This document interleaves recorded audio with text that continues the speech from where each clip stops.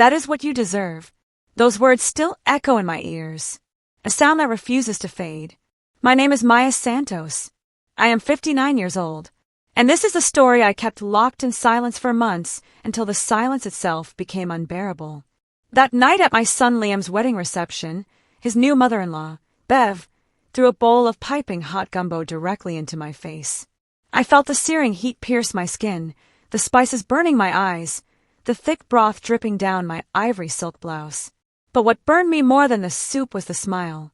That calm, almost satisfied smile she wore as she looked at me with narrowed eyes, as if she had just done something she had been waiting to do for years. That is what you deserve, she repeated with a firm voice, lifting her chin. The banquet hall fell silent. Every guest looked down at their plates. No one moved. No one said a word except for my son, Liam. My only child, the boy I raised alone after his father abandoned us. The man to whom I gave everything I had. He sat there at the head table, arms crossed, and said in a deep voice, "She's right, Mama." I felt the floor open up beneath my feet. I didn't scream. I didn't cry. I didn't ask why. I simply took the linen napkin from my lap, wiped my burning face with all the dignity I had left, and stood up from my chair without making a sound. I walked toward the double doors with my back straight, even though inside every part of me was trembling. But before I left that building, I did something no one expected. I took my cell phone out of my clutch, dialed a number I had saved weeks ago, and said just 3 words. "It is time." Then I hung up. I closed the door softly behind me. No one followed me. No one asked anything. I got into my car, started the engine, and as I drove through the dark streets, back toward my quiet apartment, a single question spun in my head. How did I get here? Because there was a time when Liam would hug me and say, "You're my hero, Mama." There was a time when I believed a son's love was forever. There was a time when I trusted. But that night, with my face burning and my heart broken, I understood something I never thought I'd have to learn. Sometimes the people we love the most are the ones who betray us the deepest. And sometimes silence is the only weapon we have left. What happened after that phone call is something they will never forget. But to understand why I did what I did, I must first tell you how it all started. How a mother who gave everything ended up humiliated in front of a room full of strangers. And how I discovered too late that my son was keeping a secret that would change everything. Sometimes we trust the wrong people too much. 3 years ago, my life was different. Not perfect, but mine. I lived in a spacious apartment with a balcony full of red geraniums and bougainvillea that I watered myself every morning. I had my routine. Strong brewed coffee at 7, sweet potato pastries from Mr. Henderson's bakery on the corner, and then I would open my small fine tailoring shop on the ground floor of the building. I wasn't rich, but I didn't need to be. After Liam's father left us when my son was barely 5 years old, I learned something that many women take decades to understand. That one can sustain an entire life with her own 2 hands without asking anyone for permission. I sewed wedding gowns, prom dresses, and embroidered blouses. My hands knew every stitch, every hem, every secret a fabric keeps when you treat it with patience. Liam grew up seeing that. He saw me get up at 5 in the morning to finish an order. He saw me sew until my fingers bled. He saw me cry from exhaustion over the Singer machine that had belonged to my grandmother and then dry my tears and keep going. "Mama, when I grow up, I'm going to work hard so you can rest," he would tell me with his big, serious eyes while I made him breakfast before school. And I believed him because Liam was always a good boy, responsible, affectionate. When he turned 18 and went to study business administration, I felt that every sacrifice had been worth it. My son was going to have what I never had. I worked double, triple shifts. I saved every dollar. And he did. He graduated with honors, got a job at a top real estate firm. He started earning well, wearing suits that I tailored for him myself, bringing me flowers every Sunday when he came for lunch. "Thank you, Mama," he would say, kissing my forehead. "Everything I am is because of you."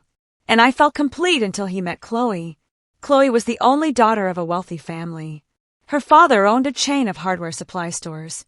Her mother, Bev, was one of those women who had never worked a day in her life, but knew how to give orders like a general. The first time I met Chloe at a restaurant, she was pretty, polite, but cold. "My mother is anxious to meet you, Miss Santos," she said. The way she said Miss Santos sounded strange, as if my name needed a title to exist in her world. Liam took my hand and squeezed it, as if telling me, "Everything is going to be fine, Mama." And I wanted to believe him. I didn't know yet that some women view other women as enemies from the very first moment. 3 months later, they invited me to dinner at their house. That was when everything started to crack. Bev's house was exactly as I imagined. Massive, cold, and full of things nobody needs. Crystal chandeliers, Persian rugs, oil paintings in gold frames. When Liam and I arrived, Bev received us at the door with a smile that didn't reach her eyes. "Maya, how nice to see you," she said, giving me 2 air kisses without really touching my cheek. I didn't feel at home. I felt like an intruder. The conversation during dinner was tense. Bev talked about her friends at the country club, the vacation they were planning. "One has to maintain a certain level, right, Maya?" she said with a light laugh. Chloe touched Liam's arm with a possessive gesture. "Mama, I already told Liam that when we get married, he has to think about a bigger car. That car he has is very modest." Liam laughed uncomfortably. "The car is fine, babe. But we're going to have children, aren't we?" Chloe insisted. "We need space. Besides, my dad can help you with the down payment." I felt a knot in my stomach. My son had bought that car with his own money. "I think Liam knows what is best for him," I said calmly. Bev stared at me. "Of course, Maya. Liam is a very smart young man. That's why I'm sure he'll make the right decisions for his future. For his new family." The way she said his new family was like a silent slap. Later, Bev leaned toward me, her voice low. "Maya, you seem like a reasonable woman, so I'm going to be direct with you. Liam is accustomed to a certain life, a simple life. But now he is going to be part of our family. And our family has expectations." "Expectations?" I repeated. "Yes. Chloe needs stability, a husband who can provide, and Liam needs to focus on his future, not on the past." "I have never been a burden to my son," I said, my voice trembling but firm. "Of course not," she said, smiling. "But now Liam has other priorities, and I am sure that you, as a good mother, will know how to step aside when necessary." When dinner ended, Bev gave me a small box. "A little detail, Maya. So you think of us." Inside was a fine china teacup, white with gold rims. Elegant, expensive, cold. In the car, Liam asked, "Did you like Bev, Mama?" "She seems like a strong woman," I said. "Yes," he replied, smiling. "She's incredible. She and Chloe are very close." That night, while I brewed coffee in my old pot, I held the cup Bev had given me. When I brought it to my lips, I couldn't drink from it. That cup wasn't a gift. It was a message. You don't belong in our world. The following months were like walking barefoot on broken glass. Liam started visiting less and less. There was always an excuse. "Sorry, Mama. Chloe and I have plans with her family." I said it was fine. But inside, something was dying. One afternoon, Liam said Chloe wanted my opinion on her wedding dress. For the first time in weeks, I felt hope. Maybe I had been wrong. At the boutique, after trying on a strapless lace dress, Chloe asked for my opinion. "It is beautiful," I said. "But I think the strapless cut doesn't flatter you as much. A dress with sleeves or thin straps would highlight your figure better." The silence was immediate. Chloe let out a nervous laugh. "Oh, well, it's just that this type of dress is what's in fashion. Miss Santos, I don't know if you're very up to date with trends." Bev put a hand on Chloe's shoulder. "My baby, you look spectacular. This dress is perfect. We're taking it." No one asked me anything again. When we left, Bev invited Liam to lunch to talk specific organizational things. "We don't want to bore her," Bev said, meaning me. Liam said nothing. He didn't defend me, didn't insist. He just left with them. I stood on the sidewalk watching them walk away. And for the first time, I cried in public. 2 weeks later, Liam invited me to dinner. Just the two of us, I thought. But when he arrived, Chloe was with him. When the check came, Liam said, "Mama, can you lend me $2,000? I spent a lot this month on wedding stuff." I gave him the money I had saved for my electricity bill. He never paid me back.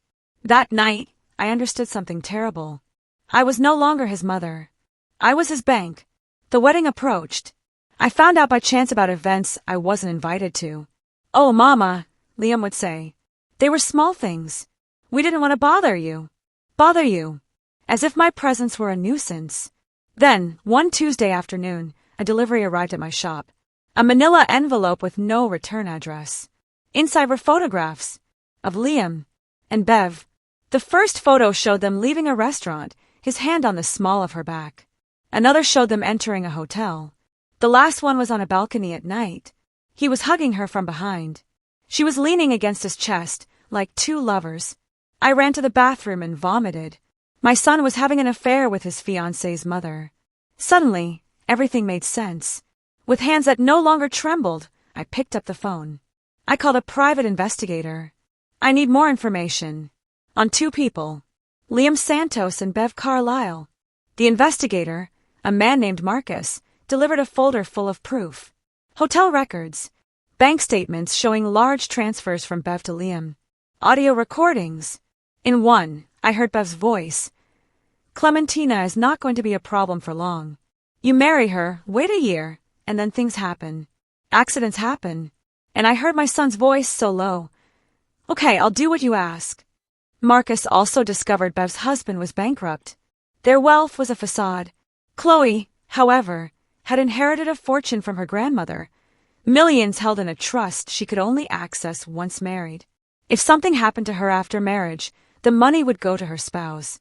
My son was part of a plot to marry an innocent girl for her money and to possibly harm her. What are you going to do, Miss Santos? Marcus asked. I didn't know, but I knew I couldn't go to the police. I couldn't be the one to put my son in jail. I needed another way. I remembered Arthur, Chloe's grandfather, the man who had created the trust. I had met him once. A kind, no-nonsense man who had built his own empire. He had given me his card. If you ever need anything, Maya, call me. I called him. I showed him everything. Arthur's face turned purple with rage. My granddaughter is in danger, he said. Yes, sir. Why are you telling me? Why not the police? Because if I go to the police, my son goes to jail. And as much as he has betrayed me, he is still my son. Arthur nodded slowly. But I can be. I just want Chloe to be safe. We made a plan. I would go to the wedding. I would behave normally. And when the moment came, when they showed their true face, I would call him. The night of the wedding arrived. I sat alone watching. I saw the complicit looks between Liam and Bev. During the mother-son dance, I asked Liam, Are you truly happy? Yes, Mama. Chloe is wonderful. And Bev? I asked, lowering my voice. Is she wonderful too? His body tensed. I don't know what you're talking about. I know everything, Liam. Everything. He froze. You don't know anything. You're inventing things. I have photographs. Recordings. People were staring. Chloe came over. What's happening? Bev appeared, stepping between us. Maya, I think it's better if you leave. Are you making a scene? A scene. I repeated. You want to talk about dramas, Bev? And then she did it. She turned, grabbed a bowl of steaming gumbo, and threw it in my face. The searing pain. The dripping broth. Her calm, satisfied smile. That is what you deserve, she said clearly. The room fell silent. And then Liam, my only child, arms crossed, said, She's right, Mama. I wiped my face. I walked out with my back straight. And before I left the building, I made the call. It is time. I drove home, my face burning, my heart in pieces. But I had done it. Arthur acted immediately. He arrived at the reception with lawyers and police. He showed Chloe the proof. She fainted, was taken to the hospital. The scandal was monumental. The marriage was annulled that same night. The trust was frozen. Arthur filed charges against Bev for fraud, extortion, and conspiracy. Liam lost everything. His marriage, his reputation, his job. He showed up at my apartment weeks later, destroyed, asking to stay. No, I told him firmly. If I rescue you now, you will never learn. You need to rebuild your life with your own hands. He left. It was the hardest thing I've ever done. 2 years have passed. Bev was sentenced to 12 years in prison. Chloe is healing, studying psychology, building a new life. Arthur and I have become dear friends. Liam writes me letters. He has a job. He's in therapy. In his last letter, he wrote, Thank you for having the courage to let me fall when I needed it most. I understand now that you didn't let me fall out of hate. You let me fall out of love. I haven't replied yet, but I will soon. I've learned that forgiveness isn't forgetting. It's remembering and still choosing to move forward without carrying the weight in your heart. I am 61 now. I still have my shop. I still use my old stoneware mug every morning. I am at peace, because life always collects its debts, not with vengeance, but with truth, with time, with a silent justice that arrives when you least expect it.